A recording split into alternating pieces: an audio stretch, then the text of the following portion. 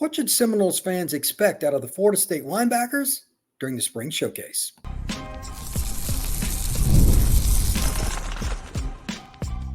You are Locked On Seminoles, your daily podcast on the Florida State Seminoles. Part of the Locked On Podcast Network, your team every day. Welcome back into Locked On Seminoles. This is Brian Smith, your host each and every day here on this channel. You can find it wherever you get your podcast for free and on YouTube, part of the awesome Locked On Network, your team each and every day. Today's podcast is brought to you by Monopoly Go. It is the twist on the classic Monopoly games. So join your friends and download Monopoly Go, now free on the App Store or with Google Play.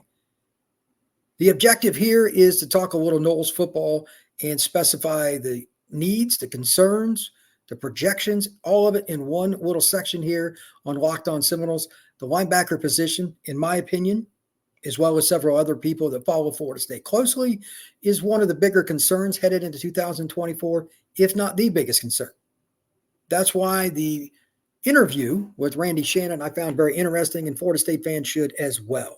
He did an interview right after practice the other day, talked about everybody from DJ Lundy, Sean Murphy, the transfer from Alabama, Cryer, and just Nicholson, everybody, and even as the freshmen, Hickman, Collins, and Parrish, etc., Omar Graham's back. It's a little better prognosis than what I think, but then again, you always have to take coaches with a grain of salt in spring and fall camp practice, whatever. They're going to say positive things because they want to promote their program. That's just the way it is. With that being stated, Randy is a pretty straight shooter, and he admitted a few faults, like, the freshmen, just as an example. Hey, first couple of weeks they were swimming. They're struggling a little bit. They've started to pick it up. They're starting to understand pass coverages, and that's just one part of it. But let's start at the top. DJ Lundy was the third guy last year. He was the first player off the bench. And as a key note here, for statistical reasons, I'm a stat guy. Pro Football Focus really liked him. If I remember right, he was number one or close to the number one in the nation last year in tackling percentage, meaning one-on-one, do you bring the guy to the ground? Kind of a checkbox. Having a guy like that back, that's an important part of the Florida State defense for 2024. He's not necessarily a vocal guy, but he's somebody that's going to go out there and make plays, lead by example. So you got one starter. Murphy, Cryer, Nicholson, etc. They're going to be in there competing. So's Omar Graham. He's back in action. I'm curious to see who ends up in the fall, not so much during the showcase. They're not going to provide a lot of intel, I can assure you, with formations and whatnot.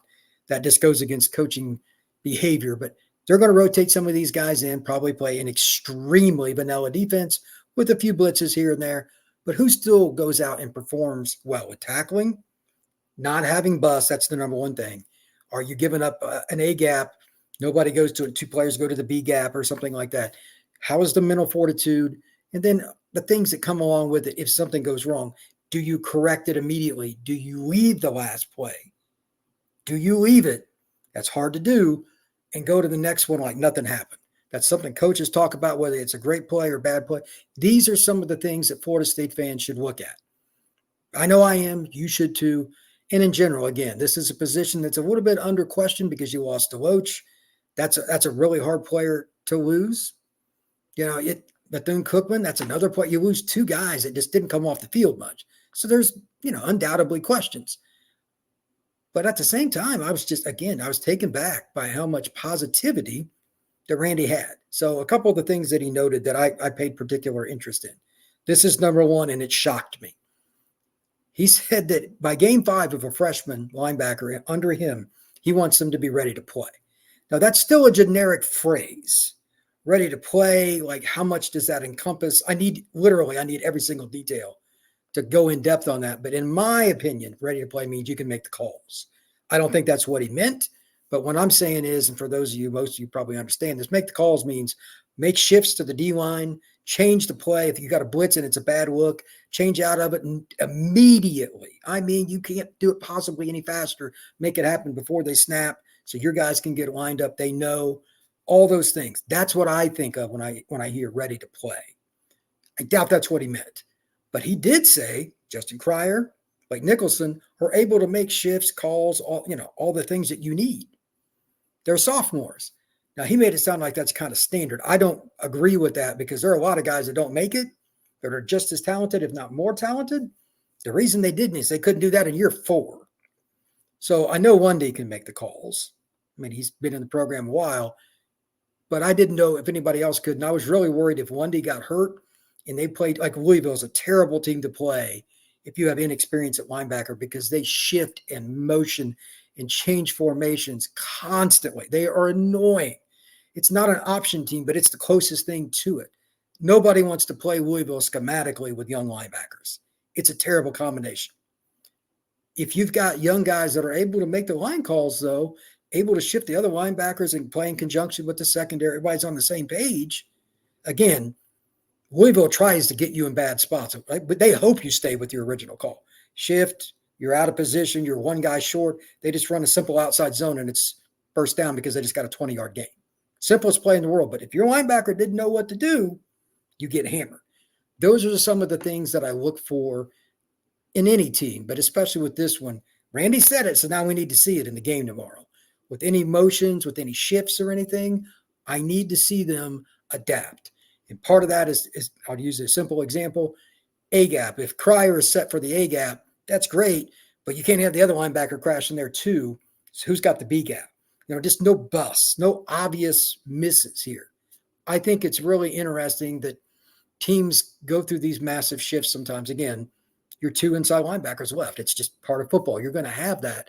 What do you have next? And to that point, here's the guy that I'm still most curious about, because physically he looks the part. He was recruited that way. He was a dude out of high school, but he just didn't do much at Alabama. And that's Sean Murphy. Whether it's in the spring showcase or we hear something about it in summer or whatever, I need to hear definitively this is the guy. I did not hear that during Randy's press conference, like he's come along and this and that. I don't know who's going to start in the fall. And to be clear, nobody should take what happens at the spring showcase as starters, except for Lundy. This will probably be a bit of a rotation. They got some talent, but it's not a lock. So who else can maybe make a move? Omar Graham is also somebody he noted that has come up a little bit. Omar's a good player, but he hasn't had a ton of experience yet. Maybe this will be his chance. Maybe it's a nickel. Maybe it's a dime. Again, we won't know a ton. Coaches don't show a lot in their spring games because they're scared to death. Coaches are the most paranoid people on earth, especially after the crap at Michigan last year with them cheating like crazy, that you have this going on where they just check your film and they just do their tendencies and their play calls off what you did. They're scared to death. Even in a spring game. Yes, coaches are that anal. So I think we'll see a lot of vanilla and some basic fire blitzes just out of the A-gap or whatever. They want the offense to do fairly well. That's just my opinion. But there's still 2 other players to talk about here. And he had some positive things to say. Tamir Hickman Collins, and he also talked about Jaden Parrish. He admitted that both, Coach Shannon admitted both struggled a little bit the first couple of weeks, which is expected. They enrolled early. They're true freshmen. But both these kids can run. I didn't see Hickman Collins playing high school. He played at a small school in South Carolina. Is what it is. But I did see Jaden Parrish, and he's a thumper. I've talked about him several times on this show. I think he has NFL ability. Now, how much of the scheme can he pick up? He more or less gave them a pass through spring, like, hey, they've kind of figured out they can help us. He's not going to be specific. He's not going to guarantee any depth charts, which he shouldn't. But I think they're good enough players that at some point this year, one of the injuries are going to happen.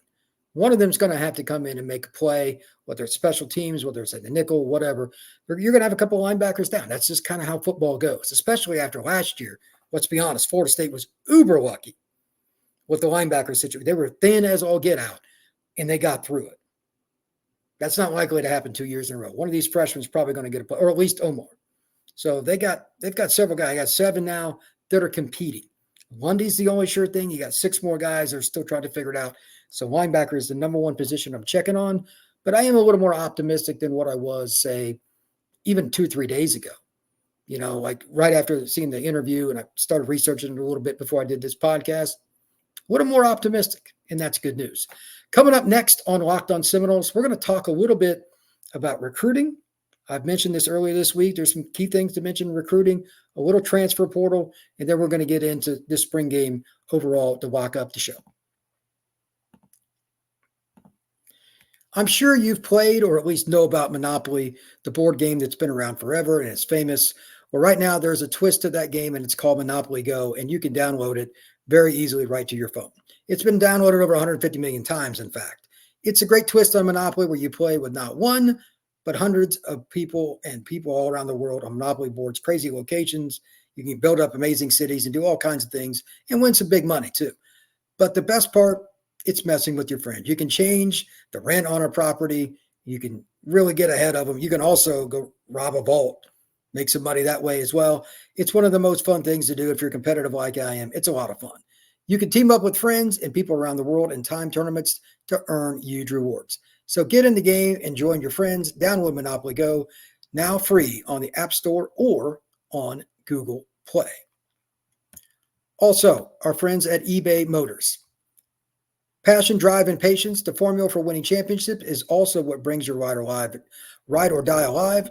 eBay Motors has everything you need to maintain your vehicle and well it up to peak performance: superchargers, roof racks, exhaust kits, LED headlights, and more. Whether you're into speed, power, or style, eBay Motors has you covered. With over 122 million parts for your number one ride or die, you'll always find exactly what you're looking for. With eBay's Guaranteed Fit, your part is guaranteed to fit your ride each time or your money back, because with eBay Motors, you're burning rubber, not cash. All the parts you need and the prices you want, it's easy for your car to be the MVP and bring home huge wins. Keep your ride or die alive at ebaymotors.com. Eligible items only. Exclusions apply. eBay Guaranteed Fit only available to United States customers.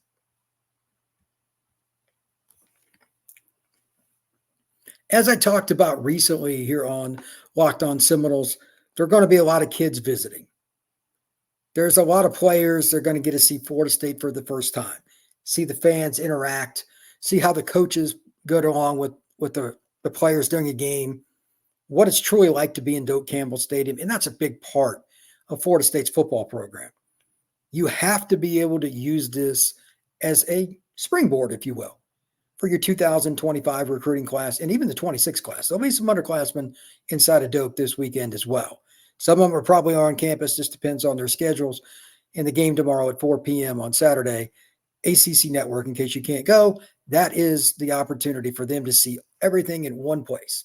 Because it's one thing to hear about a coach say, well, this is what we do, this is how game day is in Doak. It's another to experience it. It's a really big difference. I don't really care about the specifics of who shows up. There's going to be some more talk about that, and I'll mention some of it on Saturday night show. I'll have a show after the game, but there's not a lot more you can do that show the kids, hey, this is what we are. This is the building blocks of our program, and now you can be the final pieces to get us over the hump, to get into the level of talent that a few other programs have that are just a little bit ahead of us overall on the roster. You can be those guys. That's what it is. Florida State's coaching staff's pretty honest. They're not quite where they want to be depth-wise. They got a lot of talent, but they're not still where they need to be. They know that. They also know this is the chance to make up for it.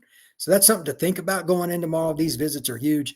And finally on that, if you do well with the unofficial visits this weekend, several of them could turn into either commitments soon and or official visits this summer.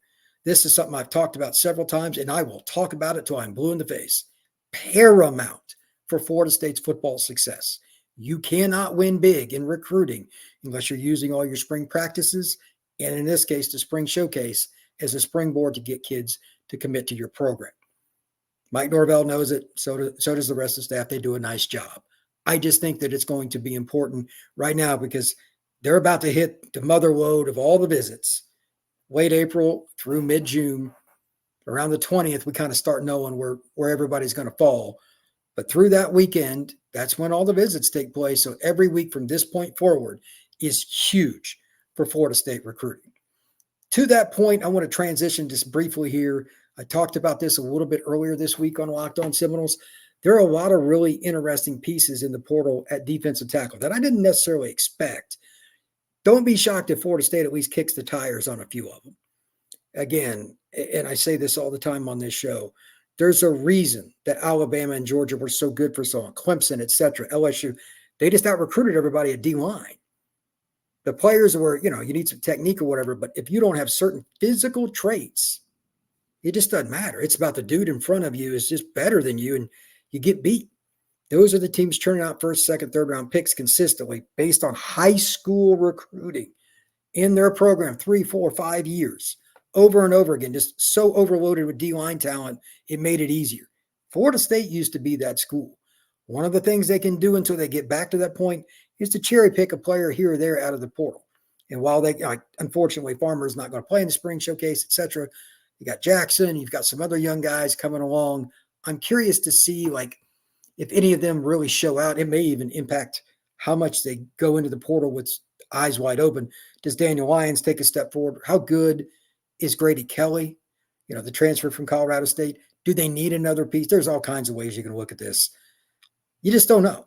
So with that being said, I think Florida State should at least entertain the idea of taking a transfer portal player, and they should also entertain the idea of taking another DN too, if it's an elite player. And Florida State's in a pretty good spot right now, but you just can't have enough. And I bring it up because when Bowden's teams were great, when I was growing up watching all these different teams, there were 3 or 4 schools that recruited end and D tackle to that point better than anybody. The 3 Florida schools were always up there. Nebraska did a really good job of it.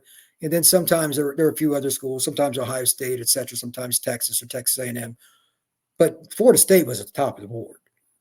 They had a guy sitting at number 2 or number 3 in the depth chart that would start at some of the schools they would play, that would be one of the 3 or 4 best teams on their schedule. Not only are you gaining a great player, you're taking one away potentially from somebody else. So that's something to think about. Finally, before wrapping up the show, I'm going to take a little bit of a timepiece here and just talk about it overall because he played at Florida State.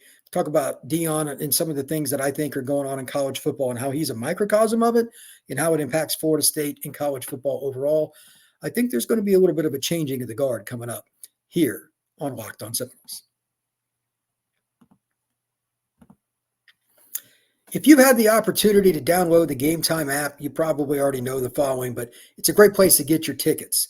I had an experience not all that long ago where I didn't make the best ticketing purchase option. Let's just say I paid too much. Gametime is an app that you can go find your seats in 2 clicks. Type in the name, search the event. There it is. You can find your ticket where you want to sit by clicking on it, and it will show your view right there on your phone. 30 seconds or less, you can be where you need to be with the Gametime app. So here's a couple of examples of what I'm talking about. Pick out any specific game, a matchup. You could go to a concert. You could go to a play, whatever. Gametime has those options. You can take the good deals that you see on these, and they got last-minute flash deals and sales towards the end right before an experience that you might want to see, and you change your mind. Hey, I want to go to this. Gametime is an app that you can do that with. So take the guesswork out of buying tickets with Gametime. Download the app, create an account, and use code LOCKEDONCollege for $20 off your first purchase. Terms apply. Again, create an account and redeem code LOCKEDONCollege, LOCKEDONCOLLEGE for $20 off. Download Gametime today. Last minute tickets, lowest price guaranteed.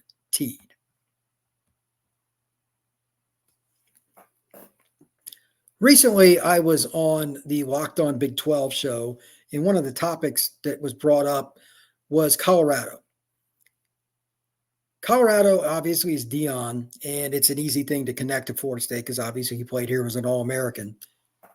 But he's doing something that's very weird. He's recruiting the portal, and I talk about high school recruiting being paramount.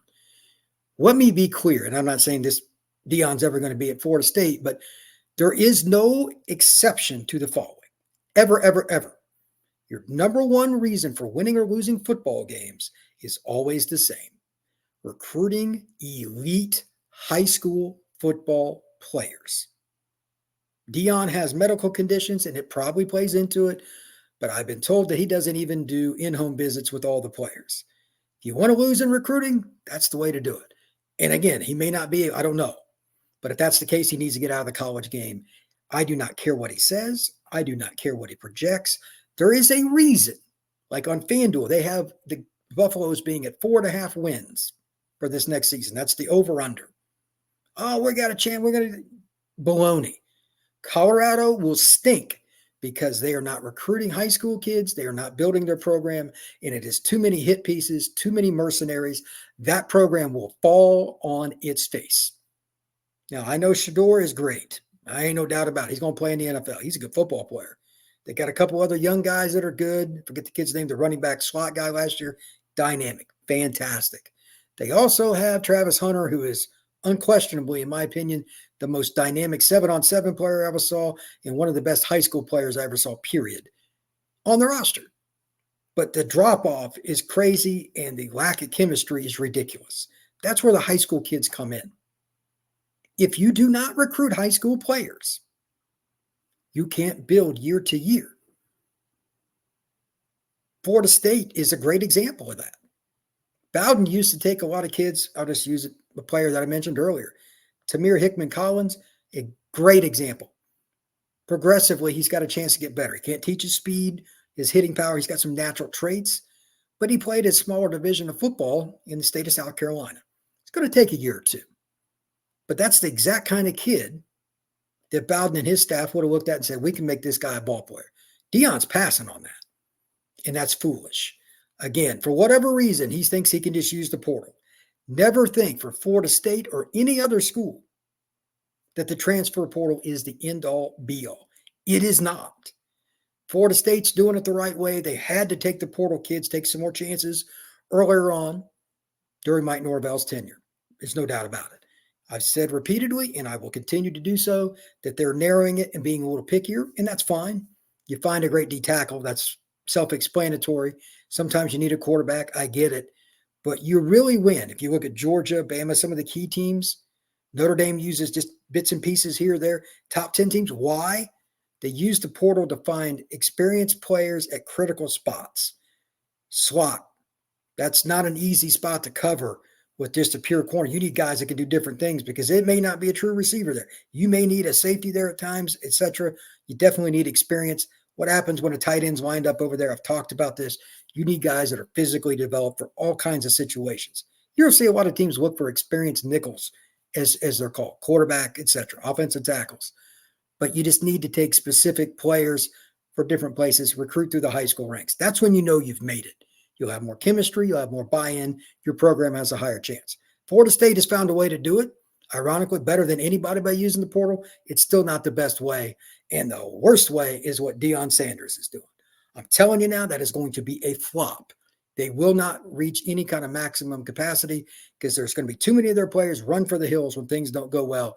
They bought in for this goal of making it to the NFL and all this being around Deion, not for, I want to play for Colorado. There's still got to be some college buy-in. He's not getting that, and that's going to be a failure. That's why Florida State has a chance long-term with Norvell and his staff to be good each and every year. Again, less and less use of the portal, more and more high school kids into the program, and that means development. You win with the high school players. That never changes. So today's show, again, please thank you for all of you folks showing up.